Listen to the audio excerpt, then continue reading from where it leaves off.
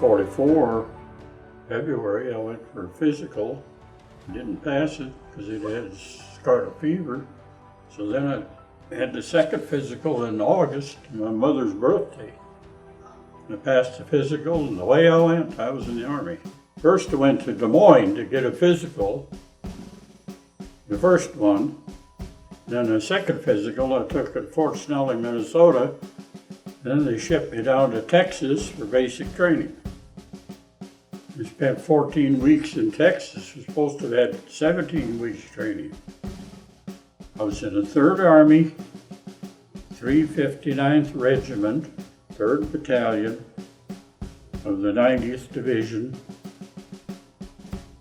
And I was in I Company, the 3rd Platoon. We got shipped overseas right then, after 14 weeks.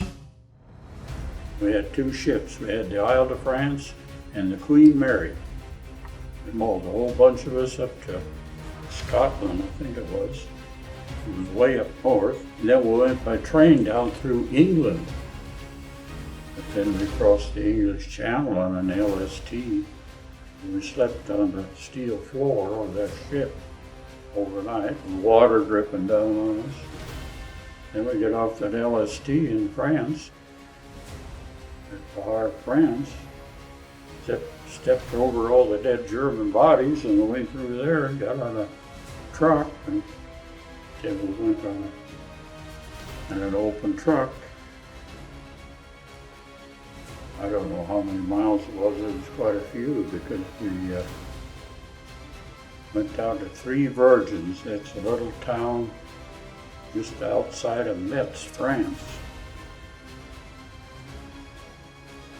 And that's actually where the war started for us. We started on the move.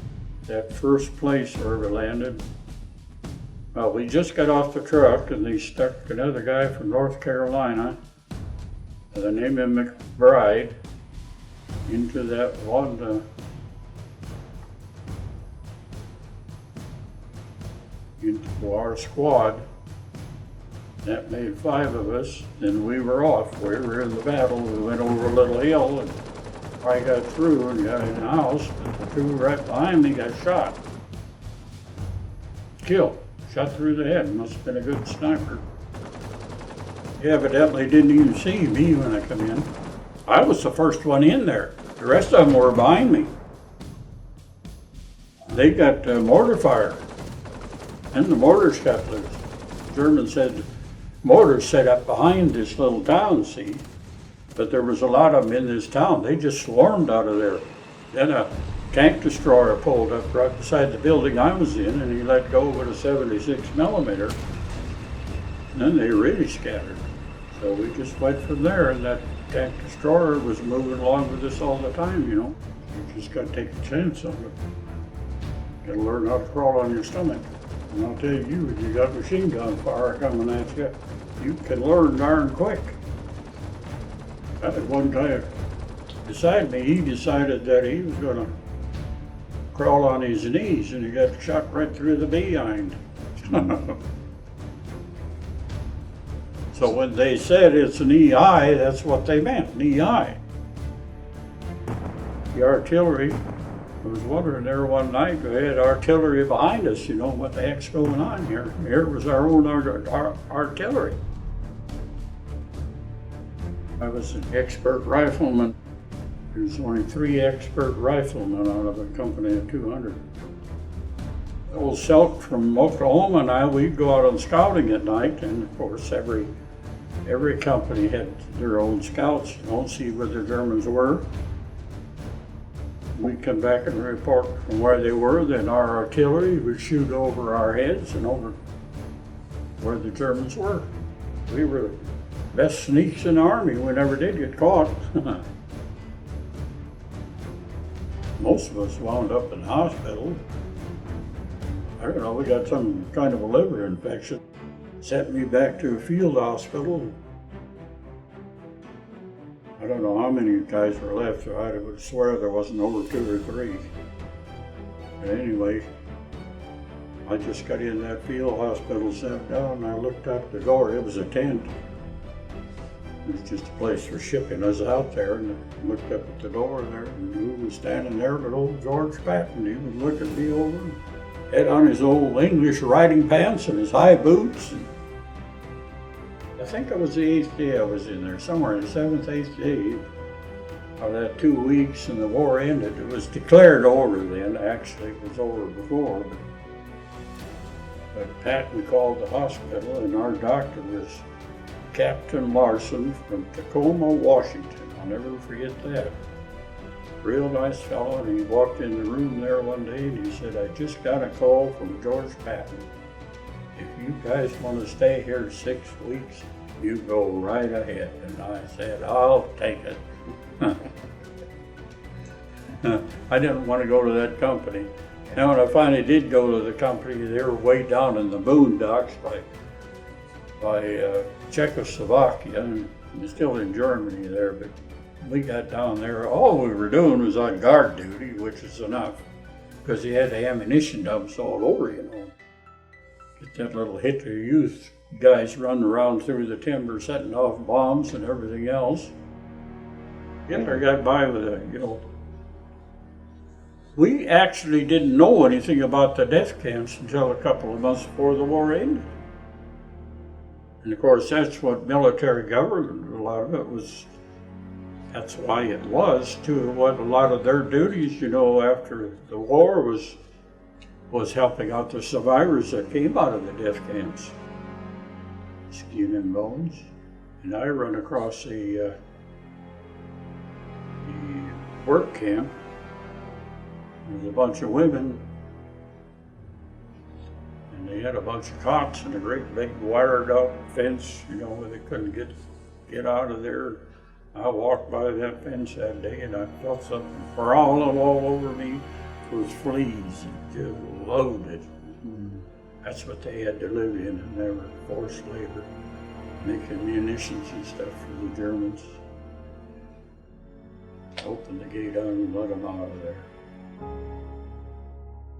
So, well, the third Army broke up there right after the war, and everybody was dispersed. The married ones, they kind of went home right away, and of course I was only 19 years old then, which Atlanta, a lot of them were. Then we was sent to, well, I was sent to military government. They were the ruling force after the war. So the military government in Bavaria that took care of that area. And then finally I was sent down to Czechoslovakia. They were planning on moving out of there in a couple of months, so they could load up all our stuff and get out of there. So about all I was sent down there for was to take care of the vehicles, which they needed because the guys in the office, they took our truck out one day. That was right day before we were supposed to move out of there. They had a flat tire on it, and they carried the spare tire up on the top of that vehicle, and the spare tire flipped. They hit one guy in the eye, and he had a great big black eye out of it. So they fought that tire on, and they punched a hole in the radiator. I had to fix that, and they tore the clutch out of it. So an old German guy and I, the night before we moved out of there, we had to put a new clutch plate in that vehicle. And what a job without the right tools and jacks. We got her in. We used blocks and hammers and sledgehammers. It was a real heavy transmission in there. You know, Germans made everything so ungodly heavy and a great big motor in it. We got that clutch in it, and we were a day late getting out of there, and got everything loaded up, and we had a lot of people that were helping us. Well, we had our own kitchen and everything there, and a lot of mostly German women that run it. We loaded them in that truck and hid them in the back end of the truck, good thing we did. And get all our stuff loaded and get out of there and got to the German border.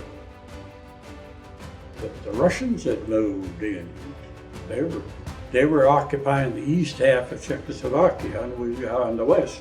They were supposed to move out on November 1st like we did, but they didn't. They moved in. Patten wanted to go in there and clean house on the Russians and get them out of there before we ended the war, which we should have done. We got back to Munich, and it was in headquarters there for a while. I can't even remember the dates now.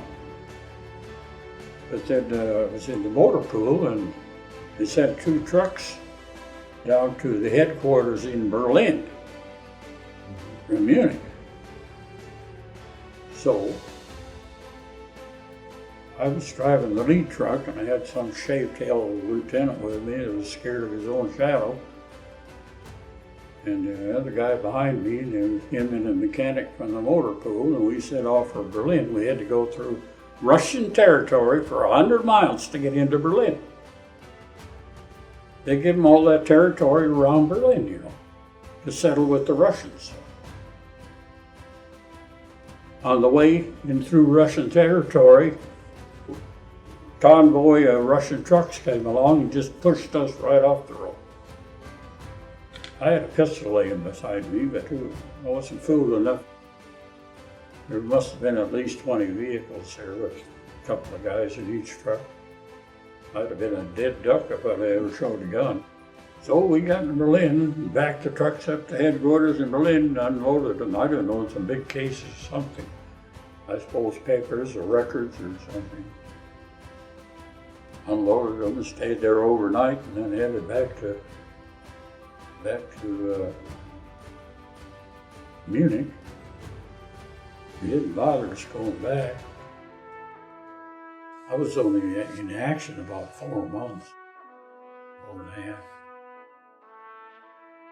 That was long enough. And the rest was all occupation. I spent 1 year and 10 months and 7 days in the Army, and I was overseas 18 months. Never had a furlough.